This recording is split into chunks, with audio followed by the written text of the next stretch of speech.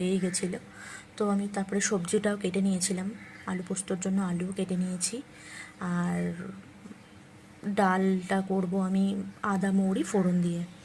আর ডালটা অনেকে হিং ফোড়ন দেয়, তবে আমার না, মানে পার্সোনালি বলছি, হিংটা আমি দিই, আমি এক্সপেরিমেন্ট করে করি, একই রকম রান্নাবান্না আমি করি না, মানে একটু এদিক ওদিক করে আমি করি, চেষ্টা করি, মানে যদি টেস্টের হেরফের হয় খেতে ভালো লাগে, তো এক্সপেরিমেন্ট আমি করতেই থাকি। তো দেখো, যাই হোক, আমি আদা মৌরি বাটা দিয়েই ডালটা করব। তোমরা চলো ব্লগটা দেখতে থাকো, তোমরা দেখতে পারবে।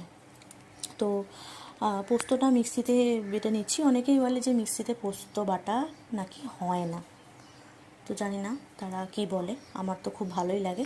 তো পোস্তটা আমি কি করি, আলু পোস্তের জন্য একদম মিহি করি না, আমি বাটি না, মানে একটু যাতে দানা দানা থাকে, পোস্তটা ভালো লাগে।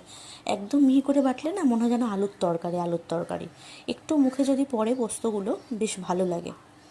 তো দেখো, পোস্তটা বসিয়ে দিয়ে আমি ডালটা একটু হ্যান্ড ম্যাশ করে নিচ্ছি স্ম্যাশার দিয়ে, কারণ একটুখানি মানে নরম তো অবশ্যই হয়ে গেছিলো, ডালটা খুব ভালো সেদ্ধ হয়ে গেছে, একটু স্ম্যাশ করে নিচ্ছি আর কি, তাহলে বেশ ভালো লাগে ডালটা। তো তারপর উচ্ছে আলু সেদ্ধ করব। উচ্ছে আলু সেদ্ধটা আমি ভাতে দিই না, আমি এটা আবার কুকারে সেদ্ধ করব। আর পটল ভাজা করেছিলাম। সত্যি কথা বলতে ডাল আলু পোস্ত হলে আর কিছুই লাগে না, কিন্তু যেহেতু আমার আজকে শনিবার, আমার এই সবজিগুলো শেষ করতে হবে। কালকে আবার নতুন বাজার আসবে, তোমরা সবাই জানো আমার সানডে বাজার আসে, অনেকেই জানো, আমি আগের ভ্লগেও বলেছি। তো ডালটাও ফোড়ন দিয়ে বসিয়ে দিয়েছি, আদা আর মৌরি মৌরিটা ফোড়ন দিয়েছি। অনেকে আদা মৌরি বেটে দেয়, তো আমি মৌরিটা আর বাটি না, আমার মনে হয় যে একটুখানি ফ্লেভারটা ভালো আসে। যাই হোক, তো ডালটাও দেখো ফুটে গেছে, নামিয়ে নিয়েছি ডালটাও, আর পোস্তটাও নামিয়ে নিয়েছি।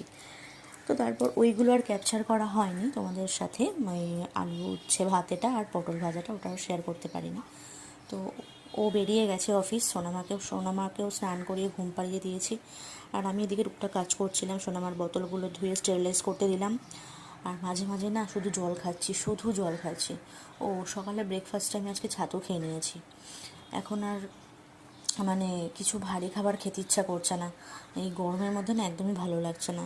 তো তারপর সোনামার জামাকাপড় ভেজানো রয়েছে, আমাদের জামাকাপড় ভেজানো রয়েছে, ওগুলো সমস্ত কাছাকাছি করব। তো তারপর আবার স্নান করব, পুজো দেবো, অনেক কাজ রয়েছে। তো ওভেনটা আজকে সোনামার আগেই রান্না হয়ে গেছে, সোনামার যে রান্নাটা করা থাকে। তো তারপর আমি ওভেনটা ওই জন্য ক্লিন করে নিলাম একেবারে, কাজটা এদিকে কমপ্লিট হয়ে গেল। আর সোনামার বোতল দেখো স্টেনলেস করতে বসিয়ে দিয়েছি, মানে গ্যাস ওভেন পরিষ্কার করতে করতেই ওটা বসিয়ে দিয়েছি। চলো আজকের মতো টাটা।